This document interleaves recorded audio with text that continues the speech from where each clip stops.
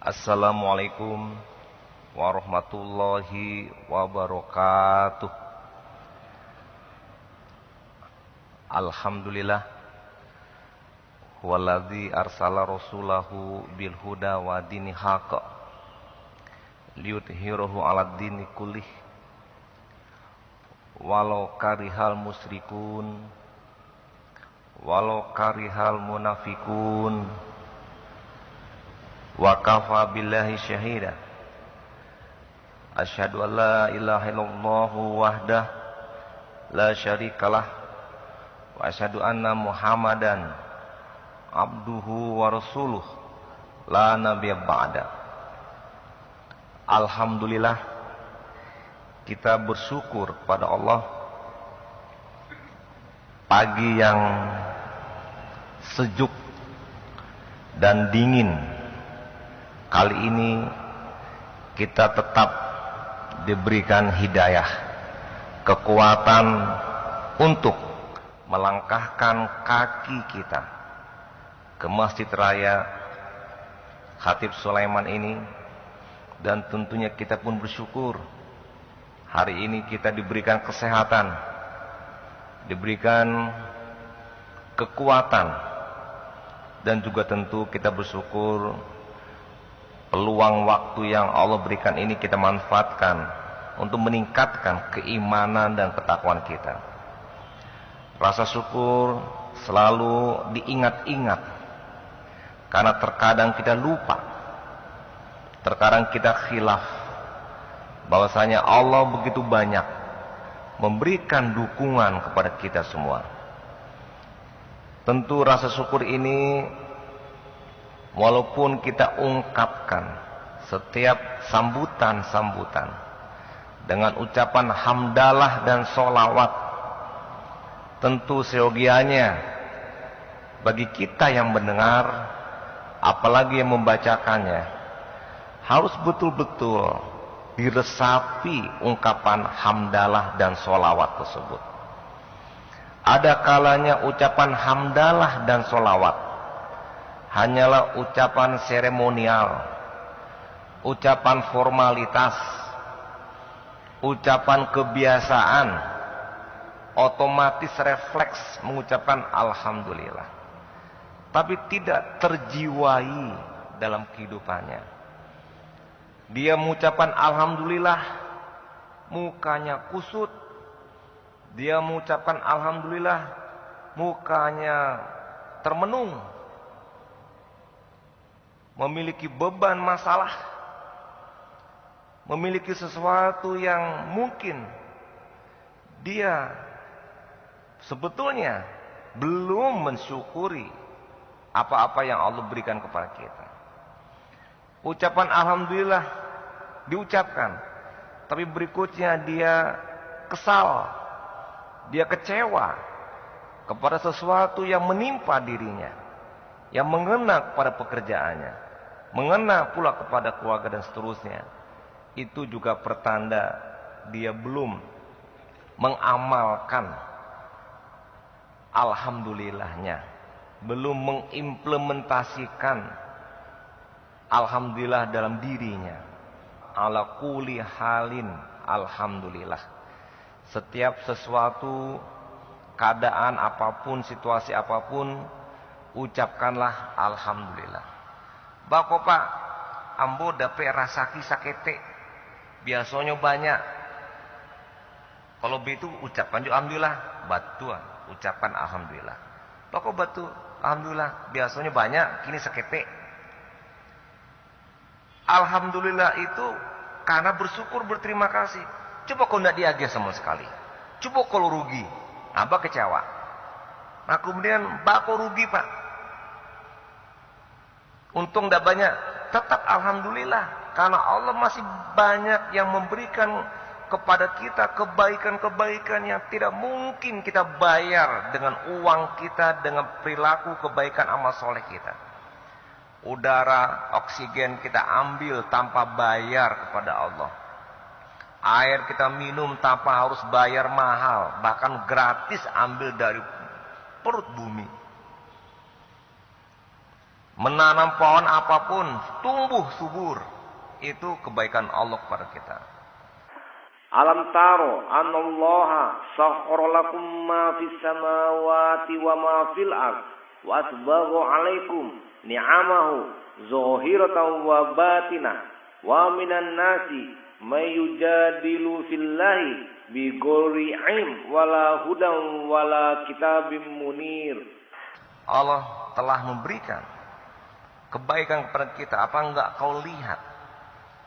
Baik kebaikan fisik, kebaikan alam, langit, bumi dan seisinya dan di tengah-tengahnya. Batin pun dipenuhi, dicukupkan kebaikan kepada kita. Tapi manusia banyak yang berjidal, berdebat, menentang, mengingkari. Bapak Ibu, saya setiap wirid rutin mengawali dengan hamdan dan sholawat selalu menyelipkan, mengingatkan kepada kita ucapan Alhamdulillah. Mudah-mudahan ini tetap menjadi perilaku kehidupan kita, membiasakan kita dengan ucapan Alhamdulillah. Kadang-kadang kita sebagai seorang pejabat termenung, sedih, padahal sesuatu yang disedihi, yang dia menungi adalah sesuatu yang merupakan dampak akibat dia sebagai seorang pejabat. Kenapa dia tidak bersyukur? Balikkan cara berpikir. Alhamdulillah saya eselon 2. Alhamdulillah saya sekda. Alhamdulillah saya eselon 3, eselon 4. Coba lihat yang lain. Masih staf-staf saja udah puluhan tahun. Bahkan lihat pula yang lain. Banyak yang tidak jadi PNS.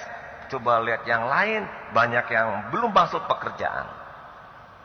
PT Semen Padang ketika saya bertemu dengan Dirut mengatakan, baru 3 hari membuka lamaran pekerjaan belum lama ini sudah mendaftar lebih 20.000 orang. Tentu saya rasa sekarang sudah lebih 30.000 orang. Yang diterima cuma 300-an orang.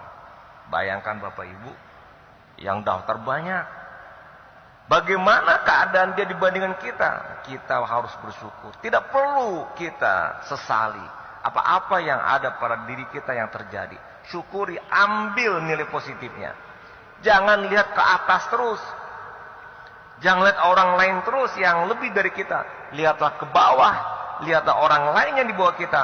Pasti kita bersyukur kepada Allah. Oleh karena itu, hilangkanlah pikiran-pikiran yang kita suuzon kepada Allah. Tapi masukkanlah dalam pikiran kita husnuzon kepada Allah. Prasangkaan baik itu harus masuk pada kita. Prasangkaan baik itulah ucapan Alhamdulillahirabbil alamin. Berikutnya tentu salam kepada Nabi kita Muhammad Rasulullah SAW beserta keluarga dan sahabatnya.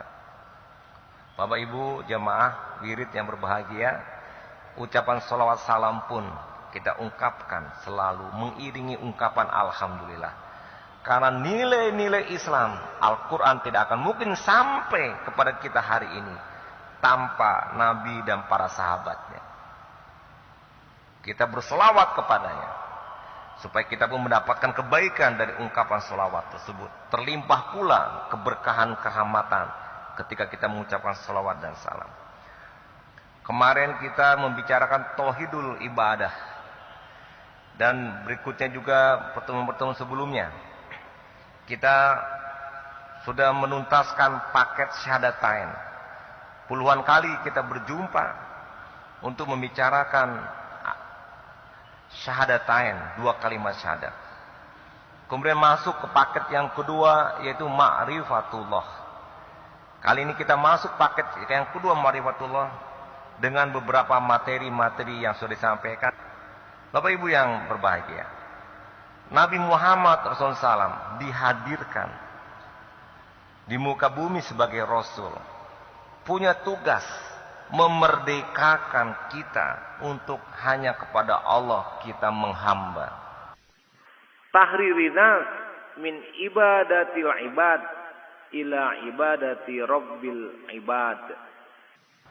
Membebaskan manusia dari pengabdian-pengabdian sesuatu yang sebetulnya sesuatu adalah yang juga perlu mengabdi, bukan yang diabdi. Artinya datangnya Islam memerdekakan kita. Itu artinya kita melawan syirik. Karena syirik itu adalah menjadikan tandingan-tandingan Allah, membuat kita tidak merdeka, membuat kita terpenjara, membuat kita terjajah, membuat kita tersekap, terhambat, tidak mampu dan tidak bisa mengekspresikan karena kita tidak merdeka. Rasulullah SAW diutus untuk memerdekakan kita.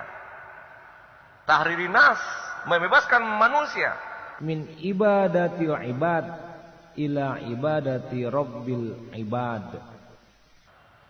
Itu tauhid. Dan itulah intinya agama. Tauhid la ilaha illallah. Tidak ada Tuhan yang diabdi, yang disembah, yang dipuji, yang dipuja, yang dicintai, yang diridhoi, yang dirujuki kecuali Allah saja. Itu bentuk kemerdekaan. Bapak Ibu, coba kita lihat Undang-Undang Dasar Negara Republik Indonesia 1945 dalam pembukaannya menentang penjajahan. Ini nilai universal. Seluruh dunia dan seluruh bangsa-bangsa menentang penjajahan. Artinya dia ingin bebas. Ingin menentukan diri sendiri. Ingin menentukan hidupnya. Ingin menentukan bagaimana jalan negara bangsanya. Tanpa dijajah, dikooptasi, diambil oleh pihak lain. Merdeka. Begitulah bunyi slogan yang kita inginkan.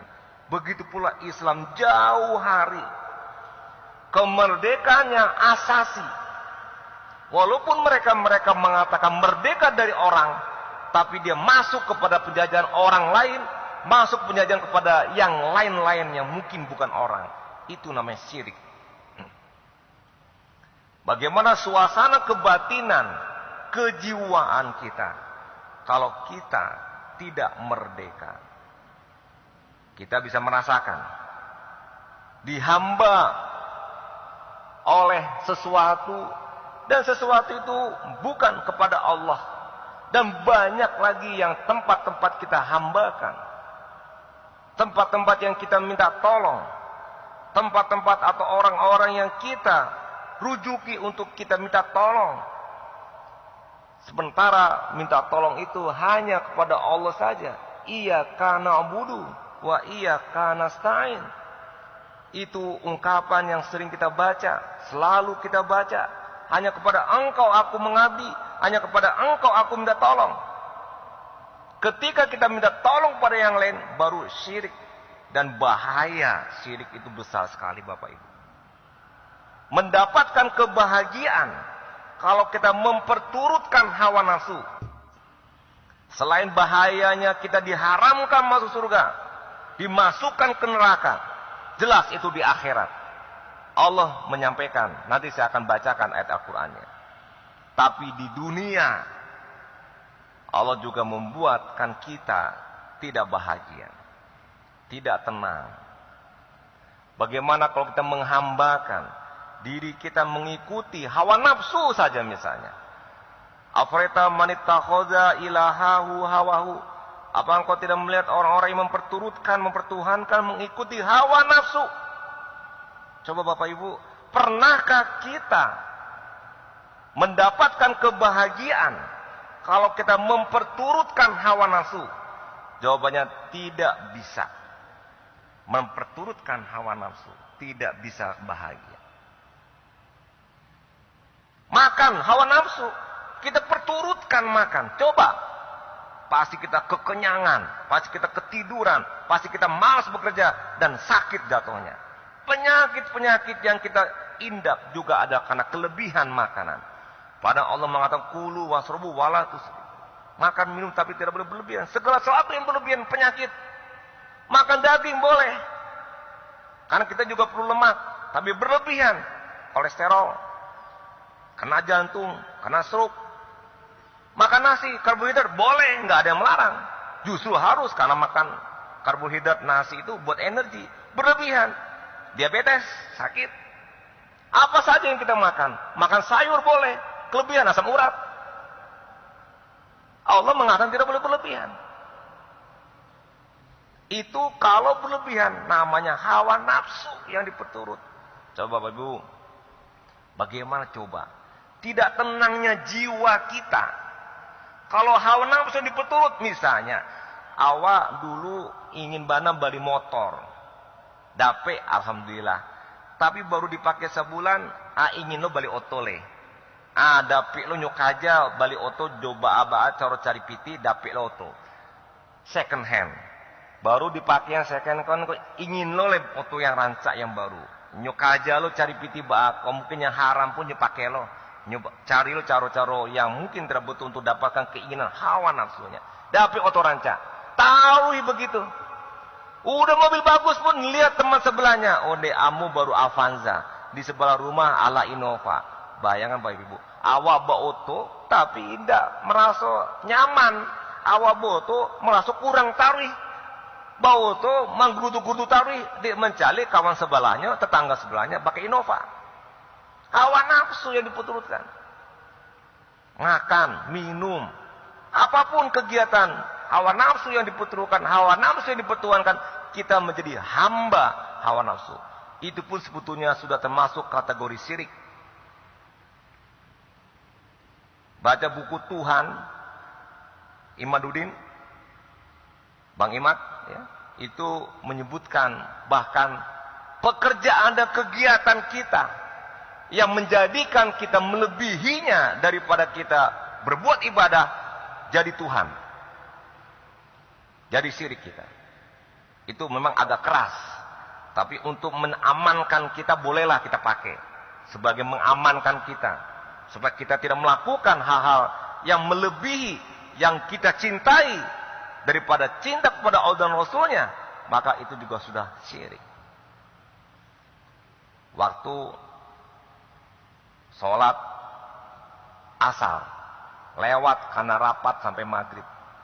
Rapat sudah jadi Tuhan buat kita. Karena dilebihkan daripada kewajiban kita sebagai seorang muslim menjalankan ibadah sholat.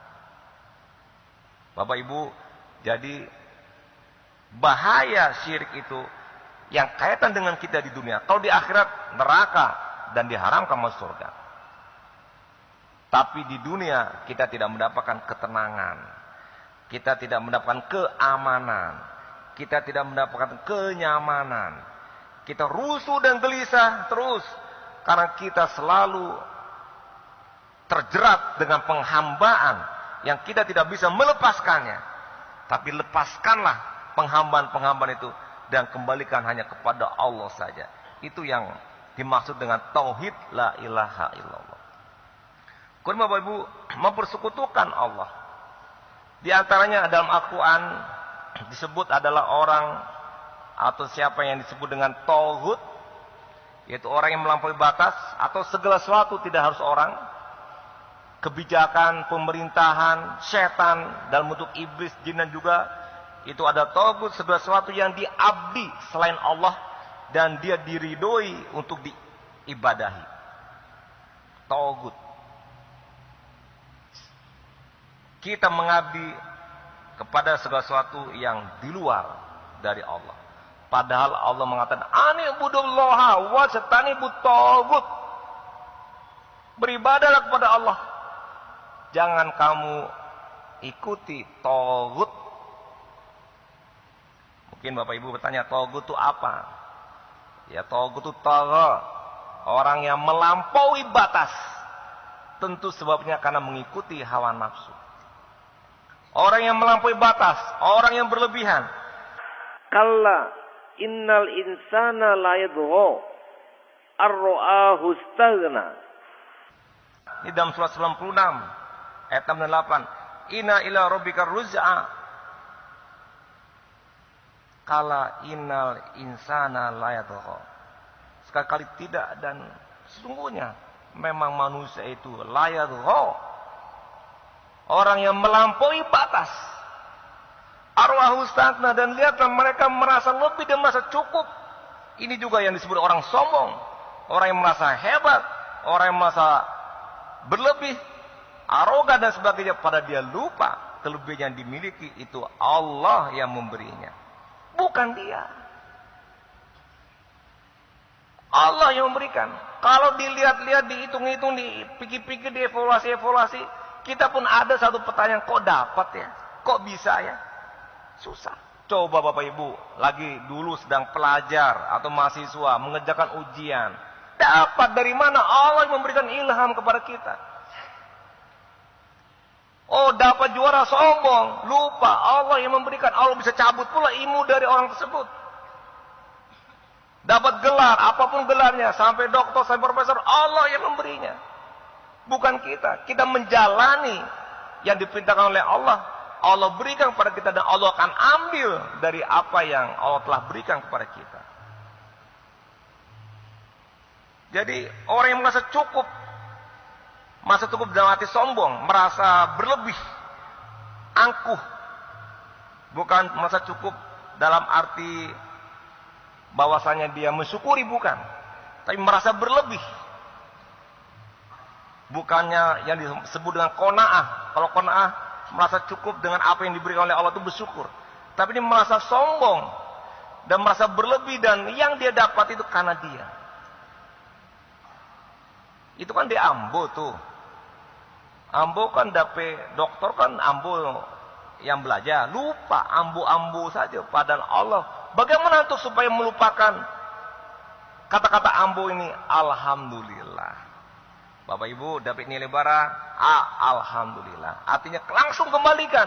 Allah yang kita puji karena Allah yang memberikan kita nilai A. Ikuti saja perintah Allah. Kita bekerja bersungguh-sungguh, niatnya karena Allah, pasti ujungnya, rumusnya itu akan berhasil. Rumusnya akan sukses. Tapi kalau kita lalai, kita lupa, kita tidak tanggung jawab, kita tidak amanah, ujungnya kegagalan. Keberhasilan pemerintah, baik provinsi, kota, kabupaten yang diperoleh, dalam segala bidang mungkin yang diperoleh, itu juga semata-mata Allah yang memberikan kepada kita. Bukan kita yang hebat. Oh hebat Pak Gubernur, hebat Pak Sekda, hebat Bupati Wali Kota, Dekano dapat prestasi penghargaan. Tidak. Yang hebat tetap Allah, Allahu Akbar. Manusia hanya hambanya yang mengikuti perintahnya. Karena pemberian itu hanya Allah saja. Untuk memahami dan mendalami, coba Bapak Ibu evaluasi kepada diri sendiri. Apa iyo Ambo yang hebat? Contoh, ujian dapat nilai A. Itu kan Allah memberikan soalnya kita bisa kerjakan. Coba kalau diberikan soal yang nggak bisa kita kerjakan, nggak bisa kita kerjakan. Makanya bersyukur Allah berikan yang soal yang kita pelajari pelajarannya. Alhamdulillah dapat A. Itu kan hanya kebetulan yang Allah tentukan. Sehebat-hebatnya orang, tetap saja Allah yang menghendaki. Wa ma tasya'una ila ayyasha Allah. Dan tidaklah ada yang berkehendak kecuali apa yang Allah kehendaki. Allah yang menentukan, Allah yang menghendaki. Bapak Ibu, jadi hawa nafsu yang mendorong kita untuk sombong, dan itu biangnya kita menjadi taghut, atau bahasa mudahnya setan. Oh Pak Ambo kan manusia, kok bahasa setan? Setan itu minal jin wal ins. Setan itu adalah, setan itu perbuatan jin dan manusia yang melanggar perintah Allah. Itu setan. Jadi setan itu minal jin wal ins. Setan itu dari jin dan dari manusia. Jadi manusia juga ada yang setan. Jin tentu juga ada yang setan. Setan adalah perbuatan, bukan makhluk. Makhluknya adalah jin dan manusia. Ada manusia setan, ada yang berperilaku setan. Dan itu disebut dengan taghut, orang yang melampaui batas. Izhab ila Fir'aun innahu tagha. Itu contoh Fir'aun yang disebut oleh Allah dalam surat 79 ayat 17 sebagai taghut, orang yang melampaui batas. Itu contoh ekstrimnya, seperti Fir'aun itu ada taghut. Tapi dalam diri kita yang melampaui batas dan mengikuti hawa nafsu sehingga melupakan ibadah kepada Allah, dan kemudian kita juga lupa untuk hanya Allah yang diabdi, maka jadilah kita taghut. Bapak Ibu, taghut bisa diartikan dengan setan. Padahal setan itu sudah dideklarasikan musuh kita. Ya ayyuhalladzina amanu udkhulu fis silmi kaffah wala tattabi'u khutuwatis syaiton innahu lakum aduwwum mubin. Coba, setan itu musuh yang nyata buat kamu, tapi didekati juga, dikawani juga, digauli juga, ditemani juga, bersama-sama pula dengan dia sama. Para dia tauhid yang sengaja melampaui batas untuk menghancurkan baik dirinya atau kita semuanya. Dalam surat 36 ayat 60 juga Allah sebutkan, alam ahadu ilaikum ya bani adam alat tabudus syaiton innahu lakum aduwwum mubin. Disebutkan innahu lakum aduwwum mubin. Siapa? Setan. Ini kita perlu hindari, karena setan itu yang membawa kita tadi kepada penghambaan. Yang penghambaan itu juga akan membuat kita syirik pada Allah. Bapak Ibu, setan itu bisa menyerupai banyak. Di zamannya Nabi, setan jin bisa menyerupai orang. Dia bisa membantu kita tapi untuk menjerumuskan kita. Dia bisa berteman kepada kita tapi menjerumuskan kita. Bahkan di zaman Nabi pun ada setan pura-pura jadi orang minta-minta. Banyak cara mereka untuk melakukan. Dari atas, bawah, kiri, kan dari segala penjuru angin. Setan masuk untuk menggoda kita agar kita tidak menghamba hanya kepada Allah, tapi menghamba kepada yang lain. Di antaranya tadi kepada setan. Dan kepada diri kita, kepada hawa nafsu kita. Coba Bapak Ibu, bagaimana ukurannya bahwasanya makan itu ikut hawa nafsu atau tidak? Mudah saja. Kalau makannya sudah kenyang dan berlebih, itu udah ikut hawa nafsu. Tapi kalau makannya kenyang cukup, alhamdulillah sudah sampai situ. Beli kendaraan, bagaimana hawa nafsu tidak? Tidak punya uang, dipaksa-paksa cari uang dengan cara tidak halal untuk mendapatkan keinginan, sudah hawa nafsu diikuti. Tapi dapat kendaraan, kita syukuri, alhamdulillah, itu sudah bisa melawan hawa nafsu. Tapi ketika kita terjerat dengan hawa nafsu, kita menghambakan dirinya, bukan kepada Allah, tapi kepada yang lain. Bapak Ibu, itu ukuran kita sederhananya ketika kita ingin menyatakan kalau kita hanya menghamba kepada Allah saja. Kekuasaan juga demikian. Jabatan juga sama demikian. Itu Allah juga yang memberi. Tidak boleh minta-minta kepada dukun, tidak boleh minta-minta kepada siapa, serahkan pada Allah, kerja saja yang betul. Allah akan lihat. Wa qul i'malu fasyarallah amalakum wa rasuluhu wal mu'minun. Dalam konteks ibadah amal soleh pun Allah suruh kita bekerja beramal. Allah yang menyaksikan apa yang kita kerjakan. Sehingga demikian kita akan mendapatkan kebaikan dari apa yang Allah berikan. Kemudian tauhid selain setan juga pemerintah yang zalim. Demikian saja. Terima kasih. Mohon maaf. Bila taufik wal hidayah. Wassalamualaikum warahmatullahi wabarakatuh.